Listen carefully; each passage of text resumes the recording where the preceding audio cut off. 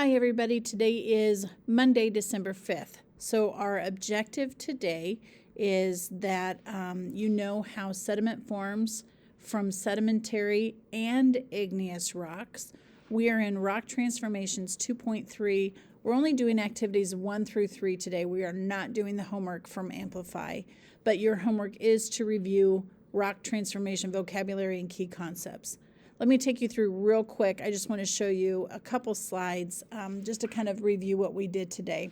So we did the warm-up. I'd like you to go ahead and do that. In the warm-up today, let me take you over to Amplify. In the warm-up today, you are going to select, like reading through these descriptions, you're going to select from this menu bar whether you think they're talking about sediment or magma. And then I want you to place these actions in order. So you'll just grab it and move it.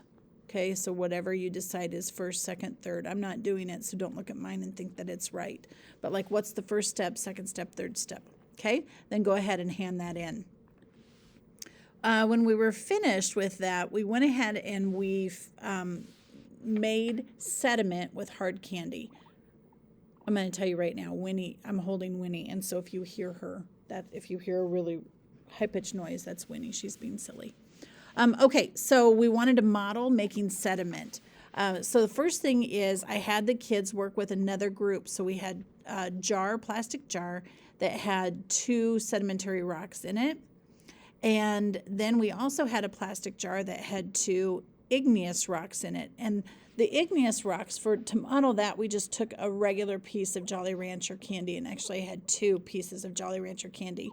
It's a good model because hard candy is actually made from a hot liquid, and then it cools and hardens. And so it really mimics how magma cools to form igneous rock.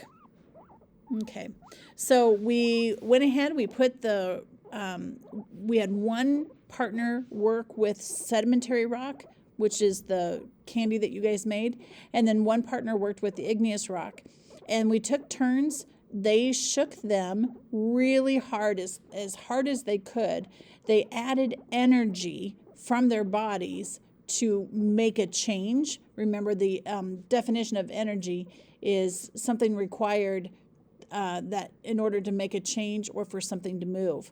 So they weathered, or they shook the candy for 30 seconds, and then they handed it off to their partner, and their partner shook it for 30 seconds as hard as they could. And what they've discovered is that both pieces of candy, the sedimentary and the igneous rock candy, did in fact really break up. In fact, a lot of them turned into actual powder, like they hit each other, and they hit the sides of the jar, but they were also hitting each other.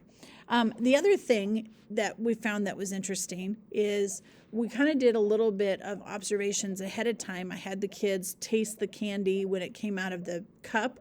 I had them smell it, and then I had them do the same thing afterwards. And the thing is, we know that we still have the same matter.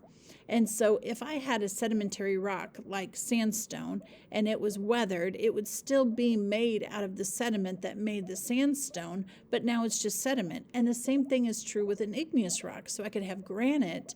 If granite is weathered, which absolutely happens, it's still made up of the same minerals and ingredients, if you will, but still the same matter that made up the igneous rock. Now it's just sediment.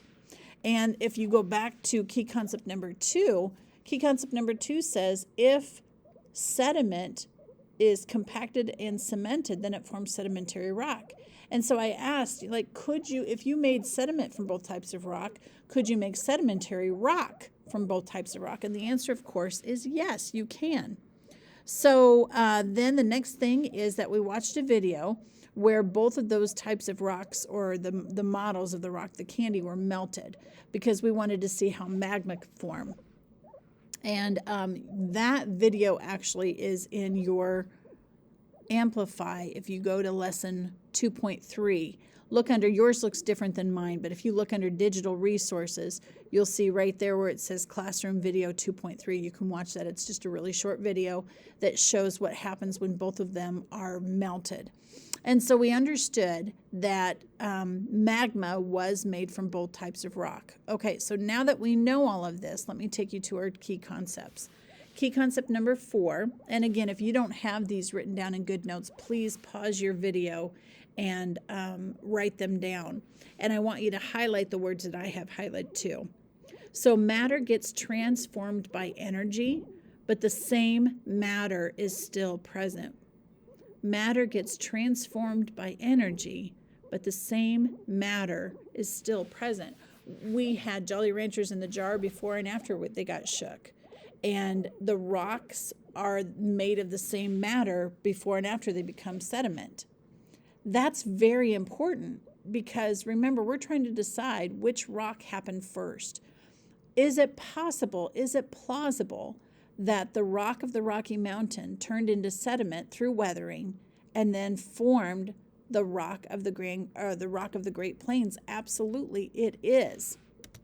Sediment forms when any type of rock is weathered, which is a process driven by energy from the sun.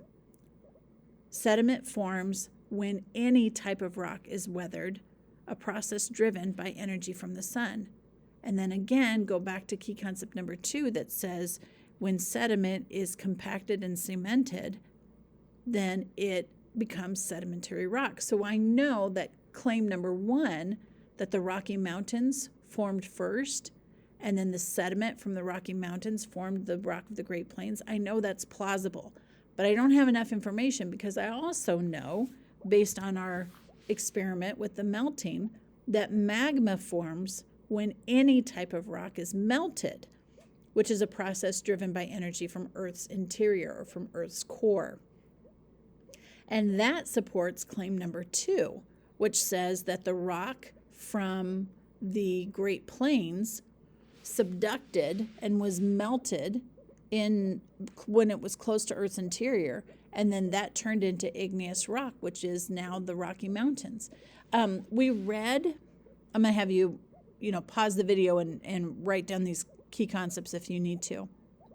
But going back to the article, Devil's Tower, if you go back and you look just at the end, the last 3 paragraphs, it really helps you understand that that's kind of what happened at Devil's Tower.